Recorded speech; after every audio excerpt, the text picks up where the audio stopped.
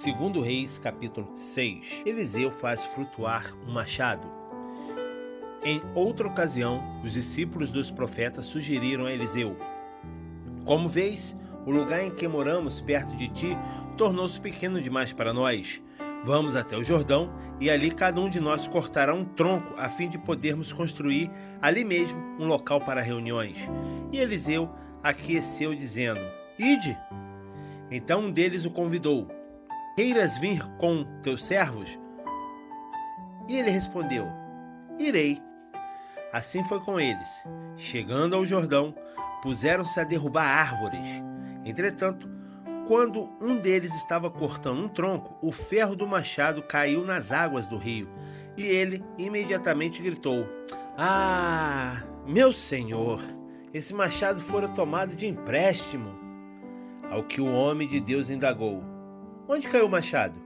Imediatamente, outro servo lhe apontou o lugar. Então Eliseu cortou um galho e o jogou na direção indicada, fazendo o ferro do machado subir à tona e flutuar sobre as águas. Então disse ao servo: pega-o. Ele estendeu o braço e tomou o machado nas mãos.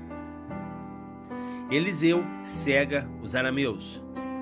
Ora, o rei de Arã da Síria estava em guerra contra Israel. Depois de reunir-se com seus conselheiros, decidiu: em tal lugar erguerei meu acampamento. Mas o homem de Deus mandou comunicar ao rei de Israel: muito cuidado com esse tal lugar, pois os sírios estão se deslocando para lá. Então o rei de Israel enviou suas tropas ao local que o homem de Deus lhe havia orientado, e assim se protegeu. Esses avisos não ocorreram uma só vez, nem duas. O coração do rei de Arã ficou muito perturbado com isso e mandou chamar seus servos e lhe interrogou: não me podereis descobrir quem, afinal, é que está nos traindo a favor do rei de Israel? Um dos seus servos ponderou: ó rei, meu senhor, não é isso que se passa. O profeta Eliseu, que está em terras israelitas, conta ao rei de Israel tudo quanto dizes no secreto dos teus aposentos. Diante do que o rei determinou: ide vede onde ele se encontra. Vou mandar trazê-lo. Então lhe informaram: o profeta está em Dotã. Ele mandou cavalos, carros e um grande exército para lá, os quais vieram de noite e sitiaram a cidade. No dia seguinte, Eliseu levantou-se ao romper da aurora e saiu. E eis que um batalhão cercava toda a cidade com cavalos e carros de guerra. Seu servo lhe indagou: ai, meu senhor, o que haveremos de fazer? E o profeta acalmou-o, dizendo: não tenhas medo, porquanto são mais numerosos os que estão conosco que os que estão com eles. Em seguida, Eliseu orou suplicando: ó Yahvé, abre os olhos dele a fim de que consiga ver. E o Senhor fez com que o moço pudesse enxergar a montanha coberta de cavalos e carros de fogo em torno de Eliseu. E quando os sírios desciam contra ele, Eliseu orou assim a Yahvé: rogo-te que firas esses homens de cegueira. E naquele mesmo momento o Senhor fez com que todos os soldados arameus ficassem completamente cegos, conforme o pedido de Eliseu. Então Eliseu lhes deu uma palavra de orientação: não é esse o caminho, nem é esta cidade que procurais. Segui-me, que vos conduzirei ao homem que buscais. Mas ele os conduziu a Samaria. Ao entrar em Samaria, Eliseu orou: Yahvé, abre os olhos dessa gente para que vejam. E o Senhor abriu-lhe os olhos, e eles observaram que estavam dentro da cidade de Samaria. Assim que o rei de Israel os viu, consultou a Eliseu: devo matá-los, meu aba? Devo liquidá-los, meu mestre? Ao que lhe respondeu o profeta: não, porventura costuma tirar a vida daqueles que tua espada e o teu arco fizeram prisioneiros? Dá-lhes pão e água para que se alimentem, saciem-se e depois voltem para o seu senhor. O rei mandou que lhes fosse servido um grande banquete. Depois de terem comido e bebido até se fartarem, despediu-os e eles retornaram para o seu senhor. E por causa disso, as tropas da Síria desistiram por algum tempo de tentar invadir o território de Israel. O rei da Síria cerca Samaria. Depois disso, Ben-Hadad, rei de Arã, Síria, convocou todo o seu exército para atacar sitiar Shorron, que é Samaria. Houve grande fome em Samaria, porque o cerco foi mantido até que grande fome se espalhou por toda a cidade, a ponto de uma cabeça de jumento custar o equivalente a 80 peças de prata, e uma caneca de esterco de pomba, 5 peças de prata. Quando o rei de Israel ia passando pela muralha, uma mulher lhe gritou: "Socorre-me, senhor meu rei!" Diante do que ele respondeu: "Se o senhor não te socorrer, quem sou eu para te ajudar? Acaso há trigo na eira ou vinho no tanque de prensar uvas?" Mesmo assim, o rei lhe indagou: "O que te aconteceu?" E ela explicou: "Essa mulher me disse: entrega teu filho para que o comamos hoje, que amanhã comeremos o meu filho." Então, cozinhamos o meu filho e o comemos. No dia seguinte, eu lhe disse: "Agora, pois, dá o teu filho para que o comamos." Mas ela escondeu o seu filho. Assim que o rei ouviu o que aquela mulher disse, rasgou as vestes enquanto caminhava pelo muro. E o povo viu que o rei vestia pano de saco por baixo sobre a pele. Então disse o rei: "Que Deus me castigue com todo o rigor, se a cabeça de Elishá ben Shafate, que é Eliseu, filho de Safate, lhe ficar sobre os ombros até o final desse dia." Eliseu estava sentado em sua casa e os anciãos sentados com ele. O rei fez preceder por um mensageiro, mas antes que esse chegasse até ele, Eliseu declarou àquelas autoridades: "Viste como um filho de assassino mandou me cortar a cabeça? Ficai, pois, atentos. Assim que o mensageiro chegar, fechai a porta e empurrai-o, deixando-o para fora e a porta trancada. Porventura ele não será imediatamente seguido pelos passos do seu senhor?"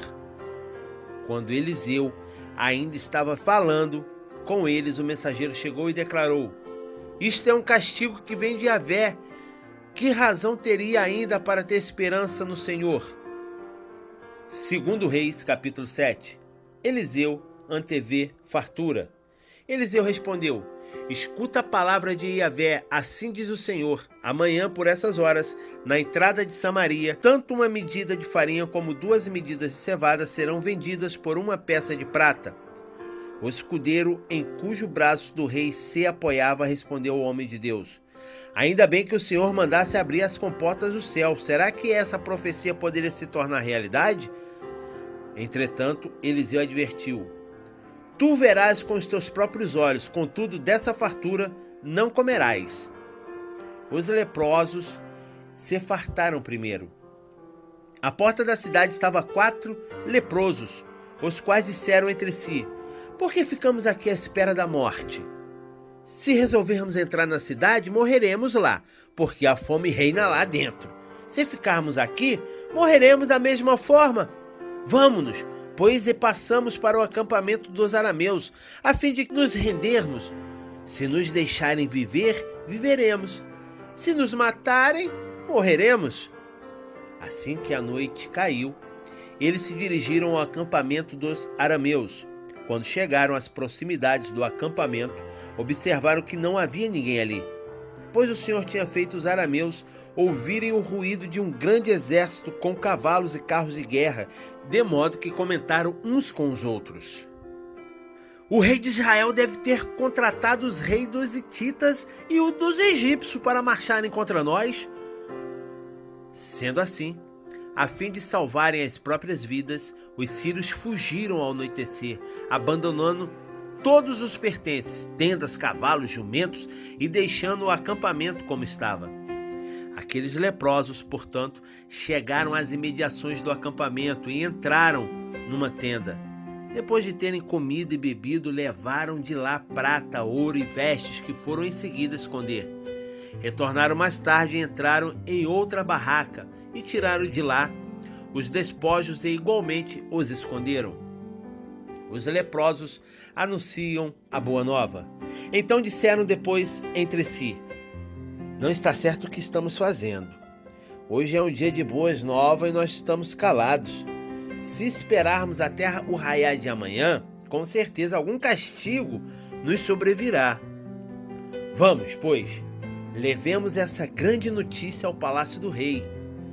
Partiram, chamaram os guardas na porta da cidade e lhe anunciaram: fomos aos acampamentos dos arameus, sírios, mas não vimos nem ouvimos voz de pessoa alguma lá. Apenas encontramos os cavalos e os jumentos atados e as tendas abandonadas. Então os sentinelas da porta gritaram e transmitiram as informações para o interior do palácio do rei. O rei levantou-se durante a noite e, acordando seus conselheiros, lhe comunicou: vou explicar-vos o que os arameus nos fizeram. Sabendo que estamos sofrendo fome, retiraram-se do acampamento para se esconderem no campo, imaginando consigo: certamente eles sairão da cidade, nós os apanharemos vivos e entraremos na cidade. Diante disso, um dos oficiais sugeriu: tome-se alguns guerreiros e 5 dos cavalos sobreviventes que ainda estão entre nós. O destino desses homens será o mesmo de todos os israelitas que permaneceram conosco, exatamente como toda essa multidão condenada. Por essa razão, nós os mandaremos investigar o que aconteceu e veremos o que mais sucederá. Assim, tomaram 2 carros de guerra com seus cavalos e o rei os enviou atrás do exército dos arameus, ordenando aos condutores: ide ver de tudo o que se passou. Eles seguiram as pegadas do exército sírio até o Jordão e encontraram todo o caminho cheio de roupas e armas que os arameus haviam largado para trás enquanto tratavam de fugir desesperadamente. Os mensageiros voltaram e relataram tudo ao rei. Então o povo saiu e saqueou o acampamento dos arameus, e aconteceu que o preço de uma medida de farinha caiu para o equivalente a uma peça de prata. Assim como 2 medidas de cevada passaram a custar também uma peça de prata, exatamente como o Senhor havia dito. Ora, o rei tinha destacado como sentinela na porta o escudeiro em cujo braço ele se apoiara. No entanto, o povo, ao sair em disparada, o pisoteou lá na porta e ele morreu, conforme o homem de Deus havia predito quando o rei foi à sua casa. Aconteceu tudo conforme o homem de Deus havia profetizado diante do rei. Amanhã, por volta dessa hora, na porta de Samaria, tanto uma medida de farinha como 2 medidas de cevada poderão ser compradas por apenas uma peça de prata. O oficial tinha contestado Eliseu dizendo: ainda que o próprio Yahvé abrisse as janelas do céu, poderia tal predição se cumprir? E o homem de Deus respondeu: tu o verás com os teus próprios olhos, contudo, de nada comerás. E assim aconteceu, pois o povo o atropelou, pisoteou junto à porta da cidade, e ele morreu ali mesmo. 2 Reis capítulo 8. Restaurados os bens da Sunamita. Eliseu havia prevenido a mãe do menino, cujo filho ele ressuscitara: levanta-te, parte com a tua família e vai morar onde puderes, no exterior, pois Yahvé determinou para esta terra um tempo de fome que durará 7 anos. A mulher seguiu a orientação do homem de Deus, partiu com a sua família e passou 7 anos na terra dos filisteus. Ao cabo de 7 anos, ela retornou da terra dos filisteus e foi fazer um apelo ao rei por sua casa e seu terreno. Ora, o rei estava conversando com Geazi, servo do homem de Deus, e disse: conta-me todos os prodígios realizados por Eliseu. Enquanto Geazi estava justamente contando ao rei como Eliseu havia ressuscitado o menino, a própria mãe chegou para apresentar sua petição ao rei, a fim de retomar a posse da sua casa e sua propriedade. Então Geazi exclamou: Senhor meu rei, aí está a mulher, aí está o seu filho que Eliseu ressuscitou. O rei pediu que ela contasse o ocorrido, e ela confirmou todos os fatos. Então o rei mandou que um eunuco a acompanhasse e ordenou a este: que lhe seja restituído tudo o que lhe pertence, e todos os rendimentos do terreno, desde o dia em que deixou a terra até agora. Eliseu, o rei da Síria. Certa ocasião, Eliseu foi a Damasco. Ben-Hadad, rei da Síria, estava doente.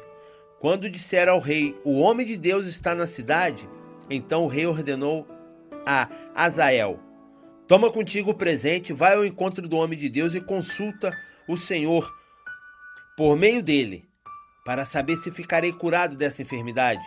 Azael partiu ao encontro de Eliseu e levou como presente tudo o que havia de melhor em Damasco, uma carga de 40 camelos. Veio, pois, à presença dele e disse-lhe: teu filho Ben-Hadad, rei da Síria, enviou-me para perguntar se vai se recuperar da doença que o aflige. Eliseu lhe respondeu: vai, dize-lhe, certamente tu sararás. Porém, Yahvé também revelou-me que de fato ele morrerá. E Eliseu ficou olhando fixamente para Azael até deixá-lo constrangido. Em seguida, o homem de Deus começou a chorar. Então lhe questionou Azael: por que meu senhor está chorando? Eliseu respondeu: porque sei de todo o mal que farás aos israelitas. Incendiarás suas fortalezas, passarás ao fio da espada seus jovens, despedaçarás as suas crianças e rasgarás o ventre das mulheres grávidas. Ao que contestou Azael: quem é o teu servo, que é apenas um cão, para fazer algo tão poderoso? Eliseu respondeu: Yahvé mostrou-me que tu serás rei da Síria. Então Azael se despediu de Eliseu e voltou ao seu senhor, o qual lhe indagou: o que Eliseu te declarou? Ele respondeu: disse-me que certamente te recuperarás. No dia seguinte, entretanto, Azael pegou um cobertor, molhou-o bastante e com ele sufocou o rei até matá-lo. E assim Azael tornou-se rei da Síria. O reinado de Jeroão, rei de Judá. Podemos também ler em 2 Crônicas 21, de 1 a 20. No 5º ano de Jorão, filho de Acabe, rei de Israel, sendo ainda Josafá rei de Judá, Jeorão, seu filho, começou a reinar em Judá. Ele tinha 32 anos de idade quando começou a reinar e reinou 8 anos em Jerusalém. Andou nos caminhos dos reis de Israel, como a família de Acabe havia procedido, porquanto havia se casado com a filha de Acabe, e praticou o mal e o reprovável aos olhos do Senhor. Contudo, o Senhor não quis destruir Judá por causa de Davi, seu servo, porque havia prometido a ele que manteria para sempre uma chama acesa entre seus descendentes. Durante seu reinado, os edomitas se rebelaram contra o domínio de Judá e proclamaram um rei para si. Por esse motivo, Jeorão atravessou Zair com todos os seus carros de batalha. Lá, os guerreiros de Edom cercaram Jeorão e os comandantes dos seus carros de guerra. Mas ele os atacou durante a noite e rompeu o cerco inimigo, e seu exército conseguiu bater em retirada para suas tendas. Até esses dias, Edom continua independente de Judá. Nessa mesma época, a cidade de Líbana também proclamou sua independência. Os demais atos de Jeorão e toda a história que se passou estão escritos no livro das Crônicas de Judá. Jeorão repousou com seus pais e foi sepultado junto a eles na cidade de Davi, e seu filho Acasias reinou em seu lugar. O reinado de Acasias, rei de Judá, 2 Crônicas 22, de 1 a 6, também podemos ler sobre esse fato. No 12º ano de Jorão, filho de Acabe, rei de Israel, Acasias, filho de Jeorão, começou a reinar em Judá. Acasias tinha 22 anos de idade quando começou a reinar e reinou 1 ano em Jerusalém. O nome da sua mãe era Atália, neta de Onri, rei de Israel. Ele andou nos caminhos da família de Acabe, também fez o que é pecado aos olhos de Deus, o Senhor, porquanto casou-se com uma mulher da família de Acabe. Acasias aliou-se a Jorão, filho de Acabe, e partiu para Ramote de Gileade, guerrear contra Azael, rei da Síria, e os sírios feriram Jorão. o rei Jorão retornou a Jezreel para tratar dos seus ferimentos sofridos em Ramote, quando lutou contra Azael, rei da Síria. Acasias, rei de Judá, foi a Jezreel visitar Jorão, que se recuperava de seus ferimentos.